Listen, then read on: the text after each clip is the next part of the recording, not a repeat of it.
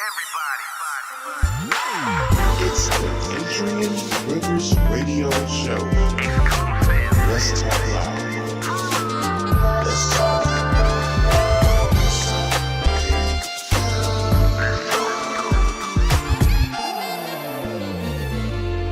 Let's talk live. Hi guys, welcome back. Got Kathryn and Omega still here with us. Y'all, we're just taking this show. I know every week, we laugh, we talk, we find some funny stuff, but today we just want to take a moment, give out some really good information. Again, it's 100 days till election. You will hear me every single week counting down the days for when America is going to change. And what we're pushing for is a change for the better, right? These two amazing individuals, if you're just joining, Omega, who has his organization. Omega, say your organization again. We Can't Breathe, Americans Against Brutality. All right. And then we have Kathryn here with the Campaign to Keep Guns Off Campus, who is also with When Leaders Meet. So y'all doing great thing. We were just having a discussion off air talking about black and brown voters and why they're so critical to this race. Can we talk about that a little bit? Because I know that, a lot of the times, especially when you say Black Lives Matter and, then the comeback is, oh, no, all lives matter. And it's just kind of like, no, but it's not what we were saying. We're identifying a particular issue. Why are black and brown voters so critical to what happens on November 3rd? Right now, it's more than important. In the black community, we have a stigma that basically goes like this: my vote doesn't matter. I go up there and I stand in line for 2 or 3 hours to vote, and then they take it. It don't matter. They're going to pick who they want to be president anyway, not realizing your vote is very important. Very important. And the main thing that I'm pushing right now is dealing with, even if you have a felony, you still can have that right to vote. If you offer parole, you offer probation, you paid your fine, right, you can vote. So don't sit back and complain about something. If you're gonna complain, if you're not gonna vote, don't complain. And I encourage people to come to me, bring me their issues that I can speak out about them and push the issue. But if you're not gonna vote, don't complain about it. This is very important to get things changed. Yeah. And I think one thing I want folks to really understand, there are a lot of things that are wrong that we want to fix in our community, in our country right now. Things are going to get a whole lot worse. Yeah. If we don't vote Donald Trump out of office. And by the way, it's not just a presidential election. We've got local elections, folks that are going to be on our Board of Education, district attorneys, House and Senate, State House and Senate. And Kathryn, and let me just say that, we talk a lot about the presidential election, and we do. Donald Trump has to go, Yeah. But let's talk about how critical it is, for us to pay attention even to our local elections. Because what we're seeing, I think, across America is we're seeing things that are happening in various cities.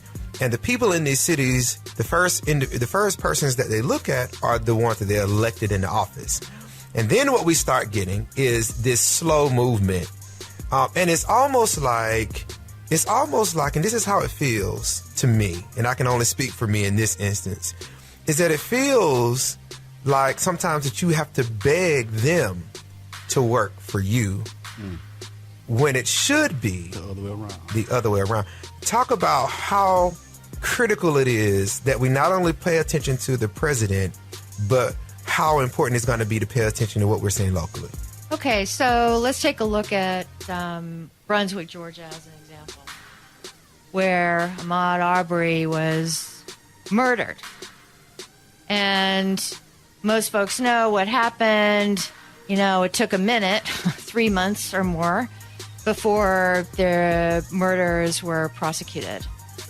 There are a lot of public offices in there, but one is district attorney, who is responsible for prosecuting the murderers. Yeah. That's an elected position. Yes. Board of Education is another one. We have teachers right now who are rightfully terrified about going back to school. The folks on the Board of Elections are there hopefully, although not always, as we're seeing, to make sure that our teachers are valued and that their lives are valued, and consider the well-being of students and teachers in not forcing them to go back to school before we're ready, before we have a handle on this. So there are a lot of reasons to pay attention to what's happening, not only in the presidential election, but everything down to who is representing you locally. Sheriff is another one. And can I chime in on that? Sure, go ahead. And another reason, it's funny that you bring up the Brunswick case, because, you see how long it took them to try to move stuff, even with dealing with in Lowndes County. A lot of people don't like to talk about this subject, but even the KJ, Kendrick Johnson. If the right people were in office, stuff would have been moving. But That's the thing right, is, for sure. we allow these people to get in these offices and make a career out of it, and they're doing nothing but sitting on their behinds. That's right. Yeah. Now, Omega, you're making a very great point. You're making a very great point. Because, again, a person should not be allowed to make a career out of a seat that they're voted in and not do anything. Not doing anything.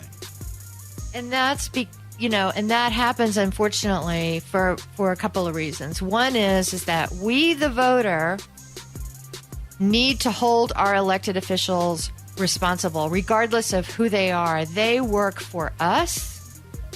It's not the other way around. We don't work for them. Yeah. So if we don't like what's happening, we get to vote them out every 2 years or every 4 years. Yeah. The other thing I want everyone to understand is there is an election every single year. Yeah. So we need to get to the polls every year, not just every 4 years. I think we really have got to, we've really got to elevate our communities, right? And we've got to give them a reason, to have hope in this process. Exactly. And I think that for me, having you two individuals, seeing what you guys are doing, seeing how you're fighting, brings hope. Yes. And I hope that everyone can look at you guys and see what you're doing. All right, listen. So, real quick before we go, census. Let's talk about the census real quick. End of October, that's going to be it. We've had a lot of issues. We've had a lot of problems. COVID-19 has been a big issue in regards to getting out, getting people counted.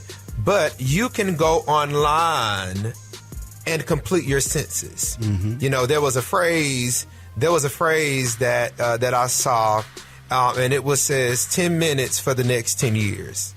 10 minutes for the next 10 years. And of course, you can go to www.census.gov and you can get that information. Y'all, why is it so important for everybody to get counted? Well, in the black community, I was talking to a young lady from out of Macon. Her name is Miss Sean Tucker. And she was telling me that it's millions and millions of dollars that could be given to the black community if only they take the time in order to be properly counted. We properly know how many people are in that area. That way they'll know how much funds to delegate to that area. So it's very important that we actually take the time to fill out the census. I'm actually working in a program now where we're trying to get churches themselves and pastors in order to get their congregation counted. And we're gonna work on that. Omega and I and Kathryn, we're gonna work on that together. Trying to get every church, to have one Sunday, where we can make sure everybody gets counted. So it's dollars, right? Yes. It's dollars based on how many. It's based on the population, right? That's the calculation. And so if folks don't participate, and by the way, all the information that's shared in the U.S. Census Office is by law, and I mean it's locked down secure for at least 18 years. So I want to make sure everyone understands that whatever information you're disclosing, you don't have to be a U.S. citizen, by the way. What the purpose of this is for the government to get, when I say the government, the U.S. Census Office, to understand what the population of that area is so that the federal dollars can be allocated to that area based on the population. So So I hope everybody's understanding that. But the bottom line is none of this information that you share is going to be, when you fill out the application, the form, the U.S. Census form, I want everyone to understand that is absolutely secure. Right. Yeah. All right. So, y'all, we got to get ready to go. We got to talk a little bit about some news and some things that are happening. But listen, Omega, I want you to give some people your information real quick on how they can get in contact with you. Okay, my phone number, my personal phone number, if you see anything going on that you feel needs to be talked about, is 912-599-9123, or my email is omega.calhoun@gmail.com. All right, guys, you heard it right here. You can also go to Adrian Rivers at When Leaders Meet and When Leaders Meet, or you can type in facebook.com/Rivers for Valdosta, or you can type in facebook.com/When Leaders Meet, and you can get the information, all right? You can also email us at whenleadersmeet@gmail.com, whenleadersmeet@gmail.com. I will drop all this information on our Facebook page. Go to our Facebook page and like the page, y'all. It's Let's Talk Live Radio.